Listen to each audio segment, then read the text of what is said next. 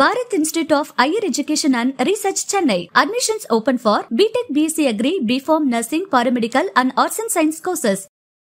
மோடிஜி வரக்கூடாதுன்னு சொல்லி எவ்வளவோ கூட்டணி இந்தியா கூட்டணின்லாம் வச்சாங்க, செயல்பாடு இல்லையா? பிஜேபியை எப்படியாச்சும் தமிழ்நாட்டில் கொண்டு வந்துட முடியாதான்னு சொல்லி பெரும் முயற்சி எடுத்துக்கிட்டு இருக்காப்புல அண்ணாமலை அவர்கள். பட் ஓரளவுக்கு கட்சி வளர்ந்துருக்குன்னு தானே நம்ம சொல்ல முடியும், பார்க்க முடியும். கொள்கை வேணா நம்ம தமிழக அரசுக்கு ஒத்து போகாமல் இருக்குன்னு சொல்லி திமுக அரசு பிஜேபியை குறை சொல்லலாம். பாஜக அரசாங்கம் செய்யக்கூடிய நல்ல விஷயங்களை தமிழ்நாடு எடுத்துக்கிட்டு தானே இருக்கு. திமுக கொள்கையா மக்கள்கிட்ட சில விஷயங்களை திணிச்சிடக்கூடாது. அதே மாதிரி பிஜேபியா இருந்தாலும் இந்திய திணிக்கிறதா இருக்கட்டும், திராவிடத்தை திணிக்கும்னு சொல்லி திணிக்கிறதா இருக்கட்டும், அப்படி இருக்கக்கூடாது. இல்ல பாரபட்சம் இல்லாமல் இருக்கணும்னு சொல்ல வரேன். தேர்தல் அப்போ உங்களுடைய ஆதரவு யாருக்கு சார்? அதிமுகவில் பேசினாங்க, திமுகவில் பேசினாங்க, பிஜேபியில் கூட என்கிட்ட பேசினாங்க, காங்கிரஸ்லையுமே பேசினாங்க. ஏதோ பணம் வாங்கிட்டு கூட நான் எந்த வேலையுமே நான் செய்யலை. எங்கள் அண்ணன் சீமானன் அவர்கள் கூட சொன்ன வாக்குறுதியை காப்பாற்றுங்க, நிறைவேற்றுங்கலாம் சொல்லிக்கிட்டு இருக்காங்க. திமுக அரசாங்கம் செய்யணும். நம்ம ஆட்சியில் இருக்கோம், நம்ம தான் அப்படின்னு சொல்லி மெத்தனமாக இருந்தாங்கன்னா 26ல் கோட்டை விட்டுருவாங்க. நீங்களும் களத்தில் இருக்கீங்கல்ல? ஆமாம், 26ல் நாங்கள் இருக்கோம். நாடார் தொகுதியை நாங்கள் விட்டு கொடுக்க மாட்டோம். அப்போ நாங்கள் மீட்டெடுக்கணுங்கிறதுல இன்னும் ஸ்ட்ராங்காக களமிறங்குவோம்ல. திமுக சரியாக செயல்படலைங்கும் போது அதெல்லாம் எங்களுக்கு அந்த வாக்குகள் எங்களுக்கு வந்துடும்ல. தேர்தலுக்கு பிந்தைய கருத்து கணிப்புகள்லாம் வந்துருச்சு. 7 கட்ட தேர்தல் முடிவுக்கு வந்துருச்சு. ஸோ 4ஆம் தேதி ரிசல்ட் வரப்போகுது. என்ன எதிர்பார்க்குறீங்க இந்த தேர்தலில்? என்ன வரும்? மக்கள் என்ன தீர்ப்பளிச்சிருப்பாங்கன்னு நீங்கள் நினைக்கிறீங்க? மக்கள் பொதுவாக பாராளுமன்ற தேர்தலை பொறுத்த மட்டும் மேலே மோடிஜி தான் வரப்போகிறாருன்னு எல்லாரும் பரவலாக பேசுகிறாங்க. அது பொதுவாகவே எல்லாரும் சொல்லக்கூடியது தான். அவர் தான் மேலே வரப்போகிறாங்க. நம்ம தமிழ்நாட்டை பொறுத்த மட்டும் குறைஞ்சது ஒரு 36-37 கிட்ட டிஎம்கே வருங்கிற மாதிரி பரவலாக சொல்கிறாங்க. ஸோ தமிழ்நாட்டில் திமுக மேலே மோடிஜி தான். இது எல்லாரும் சொல்லக்கூடியது தான். ஏன்னா அதுக்கு தகுந்த ஃபீல்டு ஒர்க்கு அவங்க பண்ணியிருக்காங்கல்ல. இப்போ மேலே மோடிஜி வரக்கூடாதுன்னு சொல்லி எவ்வளவோ கூட்டணி இந்தியா கூட்டணின்லாம் வச்சாங்க, செயல்பாடு இல்லையா? அதை ஒரு ஸ்ட்ராங்காக வலுவான ஒரு இது செஞ்சுருக்கணும். காங்கிரஸ்லேயுமே சொல்கிற அளவுக்கு பெருசாக வேலை பார்க்கலல்ல. பாராளுமன்ற தேர்தல் எப்படி இருக்கணுமோ அந்த மாதிரி நடக்கலையே. பாத யாத்திரையும் ரத யாத்திரையும் தானே பண்ணாங்க. இந்த 10 ஆண்டு கால ஆட்சி, பிரதமர் மோடியினுடைய ஆட்சியை நீங்கள் எப்படி பார்க்குறீங்க? பொதுவாகவே அது பிரைம் மினிஸ்டர் இதாக இருக்கட்டும், சீஃப் மினிஸ்டராக தான் இருக்கட்டும், ஆட்சியாளர்களை அவர் பண்ணிக்கிட்டு இருக்கிறது தவறு அப்படின்னு சொல்லி விமர்சனங்கள் பேசக்கூடிய எல்லாரும் பேசிட்டு போயிடலாண்ணே. நிஜம் என்ன அப்படின்னா, அந்த முதல்வராக இருக்கட்டும், பிரைம் மினிஸ்டராக இருக்கட்டும், அவங்கள ஆப்ரேட் பண்ணுறதே ஐஏஎஸ் அதிகாரிகள் தான். அப்போ அவங்க எடுத்து சொல்லணும். இந்த கோப்பில் கையெழுத்து போடுறங்கன்னா அந்த கோப்புனால் மக்களுக்கு எவ்வளோ நல்ல விஷயங்கள் போகுதுங்கிறத தீர்மானிக்கிறது ஐஏஎஸ் அதிகாரிகள் தான். ஆனால் சில நேரங்களில் அந்த ஆட்சியாளர்கள் சொல்லக்கூடியதை இந்த ஐஏஎஸ் அதிகாரிகள் கேட்கக்கூடிய ஒரு கட்டாயத்துக்கு ஆகும்போது தான் ஆட்சி சரியாக பண்ணுறாங்களா தப்பாக பண்ணுறாங்களாங்கிற கேள்வியும் விமர்சனமும் வருது. அப்படி பார்க்கல 10 ஆண்டு ஆட்சியில் அவங்களோட கட்சி ரீதியான கொள்கை ரீதியான திட்டங்களை தானே கொண்டு வந்துக்கிட்டு இருக்காங்க. மக்களுக்கு பயன் அடைஞ்சிருக்காங்களான்னு பார்த்தா தமிழ்நாட்டிலே மக்கள்லாம் பயனடைஞ்சிக்கிட்டு தானே இருக்காங்க. இல்லைன்னு நம்ம சொல்ல முடியாதுல்ல. பல இடங்களில் இப்போ தமிழ்நாட்டை கம்பேர் பண்ணுறதுக்கு நீங்கள் நார்த்து போய் பாருங்கண்ணே. நார்த்தெலாம் அண்ணன் போயிருக்கீங்களாங்கிறது எனக்கு தெரியல. நான் நார்த்தெலாம் ட்ராவல் பண்ணியிருக்கிறேன். தமிழ்நாட்டில் நம்ம பிறந்திருக்கோன்னு சொல்லி உண்மையிலே தெய்வத்துக்கிட்ட நம்மலாம் வேண்டிக்கிடணும். நார்த்து அவ்வளோ கொடுமையாக இருக்கும் உண்மையிலேயே. அந்த வகையில் தமிழ்நாடு நம்ம உண்மையிலே அசுர வளர்ச்சியில் இருக்கோம். எதுவாக இருந்தாலும் நமக்கு மெடிக்கல் வசதி இருக்குது, எல்லா வசதிகளும் நம்ம நாட்டில் படிப்பு விஷயமாக இருக்கட்டும் எல்லாமே கிடைக்கும். ஆனால் பிற மாநிலங்களில், வட மாநிலங்கள்லாம் கிடைக்கல. அங்கே இன்னும் கல்வி வளர்ச்சியே இல்லை, மருத்துவ வளர்ச்சியே கூட பல இடங்களில் இல்லாமல் இருக்குது. உதாரணத்துக்கு எடுத்துக்கோங்களேன், வட மாநிலத்தை சார்ந்த எவ்வளவு பேஷண்ட்டு நம்ம சங்கரநாயத்திலாவுக்கும் நம்ம அப்பளவுக்கும் வந்துட்டு போகிறாங்கங்கிறத நீங்கள் கண்கூடாக பார்ப்பீங்க. ஆனால் தமிழ்நாட்டில் வளர்ச்சியே இல்லை. தமிழ்நாட்டில் திராவிட ஆட்சிகள் திமுக அதிமுக பெருசாக ஒன்றும் செய்யலை. இதுக்கு ஒரு மாற்றம் வேணும், நாங்கள் மாற்றத்தை ஏற்படுத்துவோம் தானே பாஜக சொல்லுது. மாற்றி சொல்லிக்கிடுவாங்கண்ணே. அந்த ஆட்சி சரியில்லை, அவர் ஏற்கனவே இருந்த எடப்பாடியார் சரியா செய்யலைன்னு சொல்லி. இல்லை, அது திமுக. ஆனால் இந்த 2 ஆட்சியுமே திராவிட ஆட்சி, அதாவது திமுக அதிமுக 2 ஆட்சியுமே சரியில்லை. 50 வருஷமாக தமிழ்நாட்டை கெடுத்து வச்சுட்டாங்க. நம்ம வரணும், பெரிய மாற்றத்தை தமிழ்நாட்டை வளர்க்கணும்னு பாஜக சொல்லுது. இல்லை, அது அவங்க கட்சி ரீதியாக அதாவது பிஜேபியை எப்படியாச்சும் தமிழ்நாட்டில் கொண்டு வந்துட முடியாதான்னு சொல்லி பெரும் முயற்சி எடுத்துக்கிட்டு இருக்காப்புல அண்ணாமலை அவர்கள். பட் ஓரளவுக்கு கட்சி வளர்ந்துருக்குன்னு தானே நம்ம சொல்ல முடியும், பார்க்க முடியும். அவரோட நீங்க ஆனா இப்படி சொல்றீங்களே, வடக்கு வந்து ஒண்ணுமே இல்ல, அங்க இன்னும் வளர்ச்சியே இல்ல, தமிழ்நாடு உண்மையை சொர்க்கம்ன்றீங்க. உண்மையை தானே தமிழ்நாடே சரியில்லை. அது அண்ணாமலை அவருக்கே தெரியுமே. இப்போ தமிழ்நாட்டில் திட்டங்கள், இப்போ மோடிஜி அவர்களோட திட்டங்கள் எல்லாமே வந்து தமிழ்நாட்டில் மூளை முடுக்கல் எல்லாமே போய்கிட்டு இருக்கு. உண்மையிலே வந்து பல ஏழைகளோட கனவு திட்டங்கள்லாம் நடந்துக்கிட்டு தான் இருக்குது. அது நம்ம தமிழக அரசோட இணைந்து பிஜேபி அரசாங்கம் கொடுத்துக்கிட்டு தான் இருக்குது, இல்லைன்னா நம்ம மறுக்க முடியாது. பிஜேபியோட கொள்கை வேணால் நம்ம தமிழக அரசுக்கு ஒத்துப்போகாமல் இருக்குன்னு சொல்லி நம்ம திமுக அரசு பிஜேபியை குறை சொல்லலாம். ஆனால் பாஜக அரசாங்கம் செய்யக்கூடிய நல்ல விஷயங்களை தமிழ்நாடு எடுத்துக்கிட்டு தானே இருக்கு. அது எடுத்துக்குது சார், அது எடுத்துக்கிட்டு தானே இருக்கு. ஆனா நீங்க வளர்ச்சி வட மாநிலங்கள்ல வளர்ச்சி இல்லைன்னு தான் சொல்லுது. நான் கண்கூட நான் பார்த்துருக்கேன், நானே கண்கூட பார்த்துருக்கிறேன். சாலை வசதியா இருக்கட்டும், குடிநீர் பிரச்சனையா இருக்கட்டும். அப்ப அங்க இருக்கிற மாடல் இங்க வேண்டாம், உண்மையிலே வேண்டாம்னு தான் சொல்றோம். அது எல்லாம் பிஜேபி காரங்களுக்கே தெரிய தானே செய்யும். வட மாநிலமா தமிழகமானா தமிழ்நாடு உண்மையிலே கிரேட்னு தானே சொல்ல முடியும். அப்ப இங்க இருந்த ஆட்சி முறைகள், இங்க நடக்கிற ஆட்சிகள்லாம் ஓகே தான். இங்க நமக்கு படிச்ச மக்கள் அதிகம், நம்ம தமிழ்நாட்டில் படிச்ச மக்கள் அதிகம். நம்ம கேள்வி கேட்போம், விடமாட்டோம். அது திமுகவா இருந்தாலும் சரி, அதிமுகவா இருந்தாலும் நம்ம கேள்வி கேட்போம். வட மாநிலங்களில் அந்த கேள்வி கேட்குற ஆளையே வேற மாதிரி பண்ணிடுறாங்கல்ல. ஒரு கேள்வி கேட்கக்கூடிய ஆட்களே வந்து ஒரு கண்ட்ரோலில் வச்சுக்கிறாங்கல்ல. இங்கே அந்த மாதிரி கண்ட்ரோலில் வைக்க முடியலல்ல. இங்கே நம்ம தமிழ்நாட்டில் இப்போ மோடிஜி கவர்மெண்ட்டோ வேறு மாதிரி கண்ட்ரோல் எடுக்க முடியலல்ல, கால் ஊன்ற முடியலல்ல. அங்கே அவங்க வந்து அவங்க நினைக்கிறத சாதிச்சுக்கிட்டு இருக்காங்க. நம்ம இங்கே பிஜேபியில் என்ன லாபம் இருக்கோ அந்த லாபத்தை தமிழ்நாட்டோட பயன் இதெல்லாம் வேணும்னு சொல்லி நம்ம கேட்டு வாங்கிக்கிறோம்.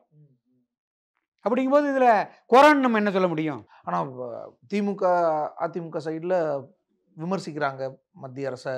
விமர்சனம் பண்ணுறவங்க பண்ணிக்கிட்டு தானே இருப்பாங்க. பொதுவாக நான் வந்து பொதுவாக சொல்கிறேன், எனக்கு வந்து பிஜேபி அள்ளி கொடுத்துறல, திமுகவோ அதிமுகவோ அள்ளி கொடுத்துறல. நான் பொதுவான பார்வையில் என்ன சொல்கிறேன் அப்படின்னா, இப்போ நம்ம ஜாதிய ரீதியாக எவ்வளவோ படுகொலைகள் நடந்துக்கிட்டு இருக்குது. இப்போ ரீசெண்டாக கூட ஒரு காங்கிரஸோட மாவட்ட தலைவராக இருந்த நெல்லை ஜெயக்குமார் அண்ணன் படுகொலைக்கு கூட இன்னைக்கு வரைக்கும் கொலையாளியை கண்டுபிடிக்கலை.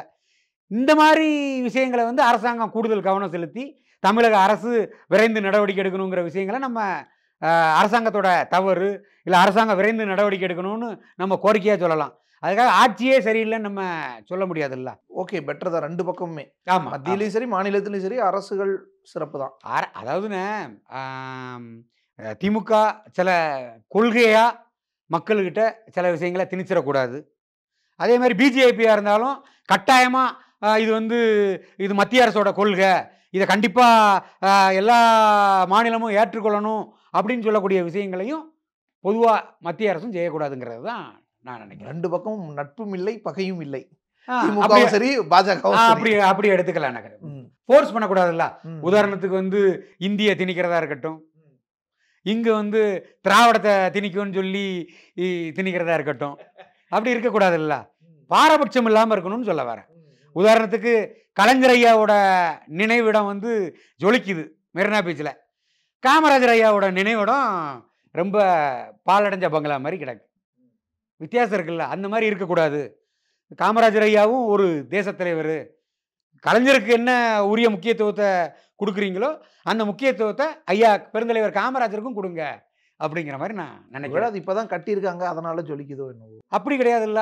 அப்போ ஏற்கனவே கட்டின காமராஜர் ஐயாவும் ஜொலிக்கணும் இல்லை. அண்ணா அது ஜொலிச்சுக்கிட்டு தானே இருக்கு, அறிஞர் அண்ணாவோடது ஜொலிச்சுக்கிட்டு தானே இருக்கு, எம்ஜிஆரோடது ஜொலிச்சுக்கிட்டு தானே இருக்கு. அப்படிங்கும்போது அது பொதுவாக பார்க்கல வந்து கட்சி சார்ந்து கொண்டு போகிறோன்னு நினைக்கக்கூடாதுல்ல. அவங்களாம் வந்து தலைவர்கள், அது மாற்றுக் கட்சியாக இருந்தால் கூட தலைவர்கள் மதிக்கப்படணும், போற்றப்படணும், அவங்களோட புகழ் என்றைக்கும் நிலைச்சு நிற்கணும். அந்த தலைவர்கள் தமிழ்நாட்டுக்கு ஒருவேளை ஏதாவது கெடுதல் செஞ்சுருந்தா கெடுதலை மறங்க, நல்லதை போட்டுருவோம், நல்லதை நினைப்போம். ஸோ மொத்தத்தில் தமிழ்நாட்டில் திமுக கூட்டணி அதிக இடங்கள்லையும் தேசிய அளவில் பாஜக நீங்கள் நினைக்கிறீங்க? மோடிஜி தான் வரப்போறாப்புல, அதில் மாற்று. மோடி 3.0 என்ன எதிர்பார்க்குறீங்க? 3.2 வந்து உண்மையிலே அவங்க மக்களுக்கு நல்லது செய்யணும் அப்படின்னு சொல்லியிருக்கக்கூடிய கோரிக்கைகள் எல்லாத்தையுமே நிறைவேற்றி கொடுக்கணுண்ணே. தமிழ்நாட்டை பொறுத்த மட்டும் வேலை வாய்ப்புகளை கொடுங்க. இப்போ தென் தமிழகத்திலலாம் வந்து தமிழ்நாட்டிலே வேலை வாய்ப்புகளுக்கு வேலைக்கு நிறைய பேர் ஏங்கிக்கிட்டு இருக்காங்க. லஞ்ச லாவண்யங்கள் நடந்துக்கிட்டு இருக்கு நிறைய இடங்கள்ல. லஞ்சங்கள் தவிர்க்கப்படணும். இப்போ லஞ்சம் வாங்கக்கூடிய அரசு அதிகாரிகளுக்கு தண்டனையை ஸ்ட்ராங்காக கொடுங்க, கடுமையான தண்டனையை கொடுங்க. படித்த இளைஞர்களுக்கு அந்த அரசாங்க வேலையை கொடுங்க. லஞ்சம் வாங்கினா கடுமையான தண்டனை கிடைக்குன்னு சொன்னால் அரசு வேலைக்கு வரக்கூடியவங்க லஞ்சம் வாங்க மாட்டாங்க. நீங்கள் ஈஸியாக வெளியில் விட்டுருதீங்க. ஈஸியாக வெளியே விட்ட உடனே திரும்ப ஒரு 3 மாதமோ 6 மாதத்தில் பழையபடி ப்ரொமோஷன்லேயே வந்துடுறாங்க. பழையபடியும் அந்த லஞ்சங்கள் வாங்குது.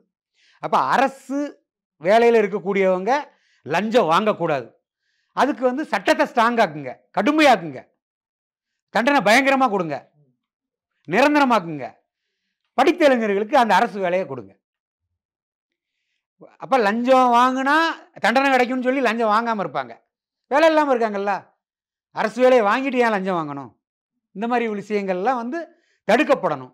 அதுக்கு ஐயா மோடிஜி அவர்களோட அரசாங்கம் துரிதப்படுத்தணும். தமிழ்நாடு மட்டும் கிடையாது, ஒட்டுமொத்த இந்தியாவிலையுமே லஞ்ச லாவணியங்களை குறைக்கிறதுக்கு எடுக்கணும்னு ஒரு கோரிக்கையாகவே கூட நான் வைக்கிறேன். இந்த தேர்தலில் அப்போ உங்களுடைய ஆதரவு யாருக்கு சார் இருந்துச்சு? இந்த தேர்தலில் நம்ம நிலைப்பாடு பொதுவாக இல்லைண்ணா.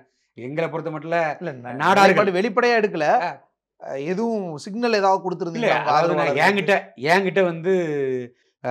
எல்லா கட்சி சார்பாகவுமே பேசினாங்க. அதிமுகவில் பேசினாங்க, திமுகவில் பேசினாங்க, பிஜேபியில் கூட என்கிட்ட பேசினாங்க, காங்கிரஸ்லையுமே பேசினாங்க. பட் நான் இன்னாருக்கு தான் ஆதரவுன்னு சொல்லி யாருக்குமே ஓப்பன் ஸ்டேட்மெண்ட்டாகவும் கொடுக்கல. திரைமறைவில் கூட நான் ஏதோ பணம் வாங்கிட்டு கூட நான் எந்த வேலையுமே நான் செய்யலை. நம்மளை சார்ந்திருக்கக்கூடிய எங்கள் சமுதாய நாடார் சமுதாயத்து மக்களுங்கிட்ட நல்ல கேண்டிடேட்டு, நம்ம சமுதாயத்துக்கு நல்லது செய்யக்கூடிய ஆட்களுக்கு வாக்களிங்கிற மாதிரி தான் நம்ம சொல்லியிருக்கிறோம். ஒரு விழிப்புணர்வாக நம்ம கொடுத்துருக்குறோம். 26 தேர்தலுக்கு இது ஒரு முன்னோட்டமாக இருக்குன்றாங்க. எந்த தேர்தலுக்குன்னு?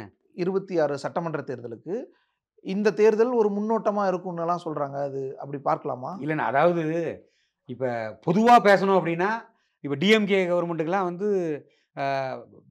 ஆகோ ஓகோன்னு சொல்கிற அளவுக்கு நல்ல பேர் இருக்கான்னு கேட்டால், நான் பல இடங்களுக்கு ட்ராவல் பண்ணுறேன், பலர்கிட்ட நம்ம பேசுகிறோம். பொதுவாக அந்தளவுக்கு ஒரு ஆகோ ஓகோன்னெலாம் சொல்ல மாட்டேங்கிறாங்க.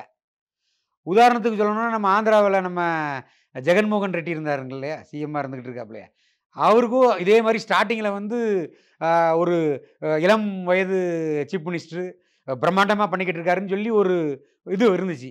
ஆனால் இப்போ பார்த்தா அது அப்படியே கொஞ்சம் ஒரு மங்கலாக ஒரு மங்கி போய் தான் இருக்குது. அந்த மாதிரி தான் இப்போ திமுக எதுவுமே அந்த மாதிரி தானே இருக்குது.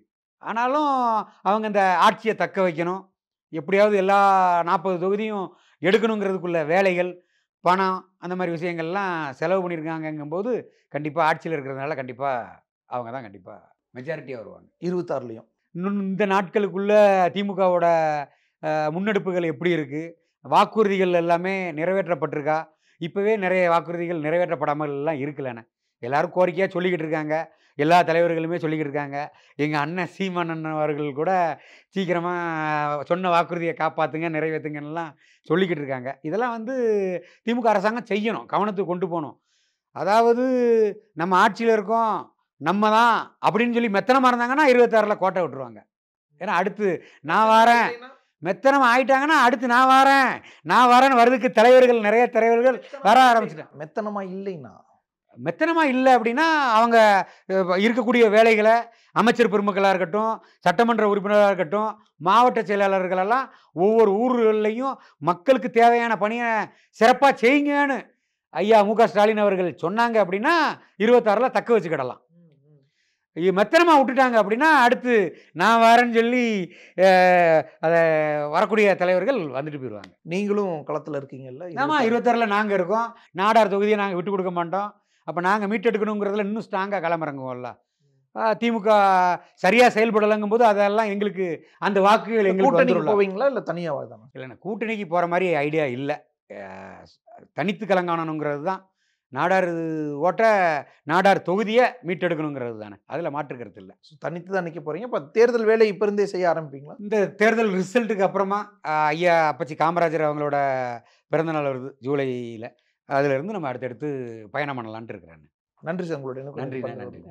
Bharat Institute of Higher Education and Research, Chennai. Admissions open for BTech, BSc Agri, BPharm, Nursing, Paramedical and Arts and Science courses.